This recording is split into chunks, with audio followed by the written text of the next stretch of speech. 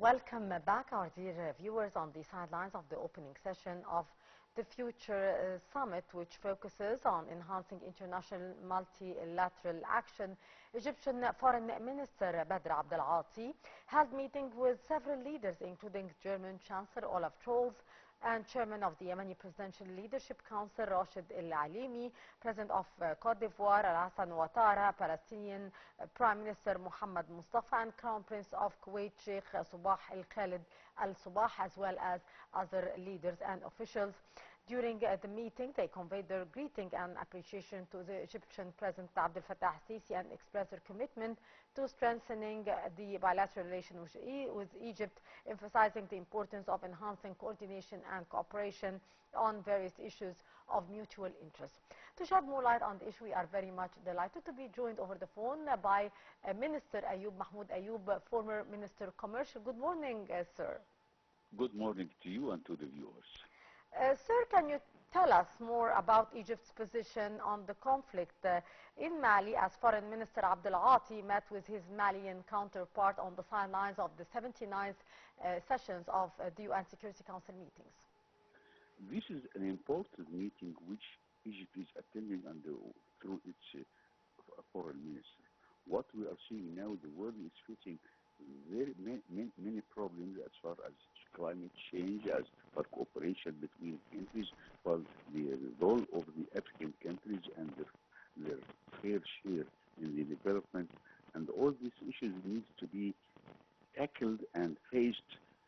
That is why Foreign Minister Badr Abdelghati has been in this meeting and meeting these dignitaries or leaders of the other countries to find consensus or some kind of compromise or approval or cooperation between countries to face the problems which is facing the earth or all the countries of the world, whether they are poor or rich, industrialized or less industrialized, developed or underdeveloped. That is very important meeting which our Foreign Minister is attending, and also the meetings which he is making with foreign dignitaries, heads of states and prime ministers and ministers of foreign affairs of other countries, paves the way for more cooperation between these countries and Egypt in this respect.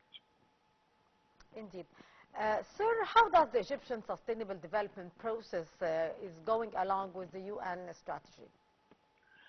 In fact, Egypt is going far before the UN objectives, because we have had this in mind several years back, and we are cooperating with other countries to go ahead in the same direction, because we are all in the same boat, and Egypt is doing a wonderful job as far as the sustainable development is concerned, and other issues which are critical to humanity and critical to the development in Egypt and also in these countries.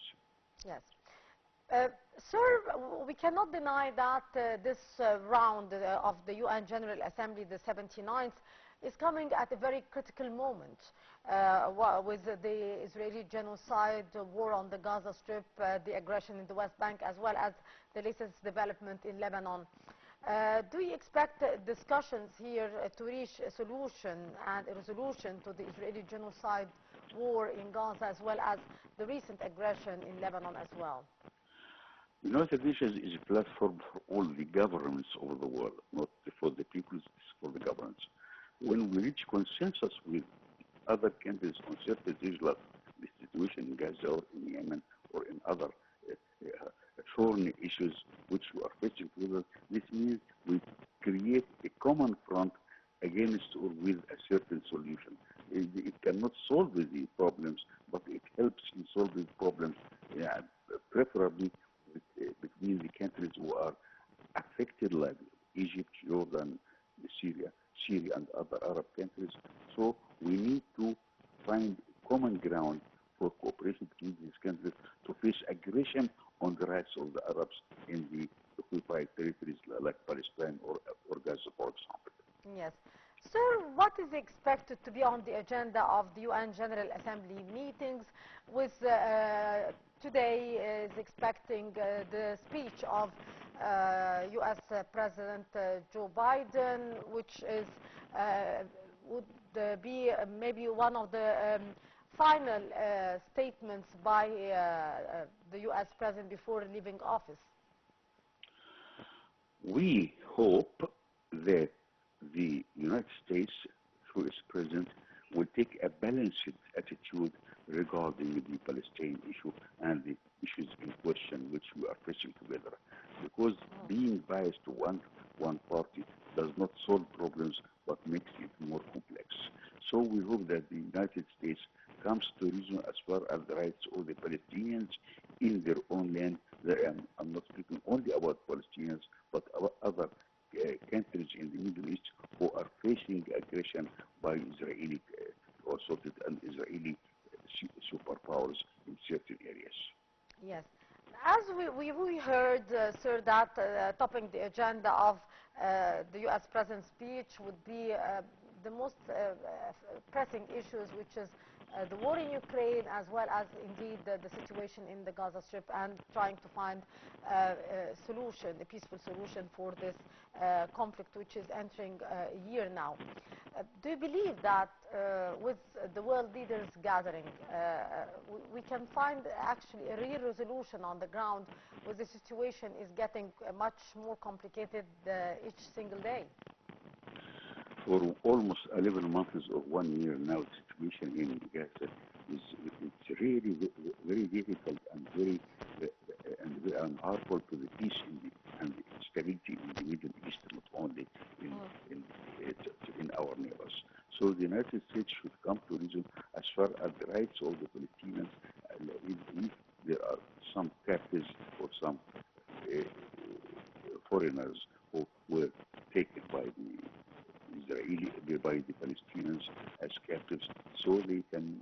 The problem is not giving them freedom, but rather in stopping aggression on the Palestinian people in their own land and in their own territory. So it's a real problem. So Israel must stop aggression against the Palestinians in this way. It can help solve the problems. As far as the aggression is continuing, there will no be solution to the situation, but it will rather deteriorate and spread to other parts of the Middle East. That is very dangerous, not only for Egypt, but also for all the countries in the Middle East, including Israel itself. Of course. Sir, the UN General Assembly is aiming to develop strategies in order to face the global challenges such as the climate change as well. What's your take on that, Ambassador Ayoub? Climate change is something which is affecting all the countries of the world. There should be consensus on stopping or reducing the emissions of carbon dioxide and the hazardous material which comes with industrialization, whether in China, in India, in the United States, in Europe, in other countries. So there should be a minimum strategy or minimum consensus on the emissions of carbon dioxide and other harmful materials, because we are all in the same boat, and we are all breathing the same air. So there should be consensus on stopping the emissions or minimizing it to the most health situation, and this will mean some sacrifices by these industrialized countries for the benefit of humanity as a whole, not only their own people. Indeed, with respect to climate change, sir, how does the UN address this issue, and what more should be done to face this very alarming situation for the climate change as well and its repercussions on the whole world? When the specialized ministers of the several countries are sitting together, they can find a consensus or the agreement on the minimum standards required to keep the earth clean. There should be some sacrifices for other countries, notably the industrialized countries, and because the humanity is at the danger, because the emissions of harmful gases from industries are really harmful to even not only to human beings but also to the animals and agriculture in other countries. So there should be consensus or agreement on standards which are kept and preserved and respected by all the countries of the world. Otherwise, we Mm. are all will be affected by the uh, uh, harmful Indeed. deeds which Uh, are yes. we are seeing in these countries. Indeed, Minister Ayoub, Mahmoud Ayoub, former Minister of Commercial, thank you so much, sir, for your precious input and for being our guest for today. Always a pleasure.